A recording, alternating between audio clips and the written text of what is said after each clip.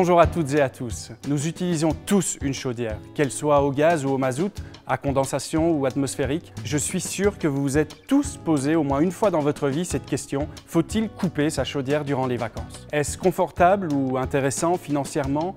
Est-ce utile ou même conseillé? Y a-t-il un risque pour votre chaudière ou votre habitation?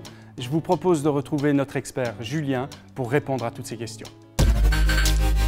Bonjour Julien. Bonjour Mickaël. Peux-tu nous planter le décor? Où sommes-nous aujourd'hui? Nous nous trouvons aujourd'hui dans une maison qui se situe sur la commune de Lonsan où une chaudière gaz et à bois l'air sont installées depuis quelques mois. Celle-ci est une chaudière à condensation. D'ailleurs, la plupart des chaudières vendues aujourd'hui sont des chaudières à condensation. Concrètement, comment fonctionne une telle chaudière? Pour faire simple, quand tu mets ta chaudière en service, cela crée une combustion.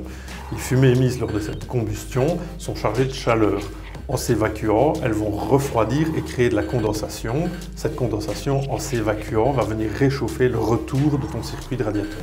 Donc Julien, si je comprends bien, il n'est pas bon d'éteindre sa chaudière? Non, en effet. Et au niveau sécurité, quels sont les risques? Dans la chaudière, on risque un blocage du circulateur et dans le bois l'air, le développement de la légionellose.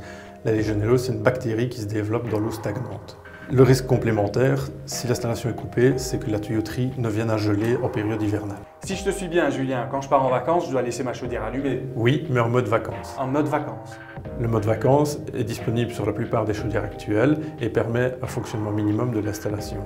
Et quels sont les avantages? Des économies et éviter les ennuis au retour de vacances.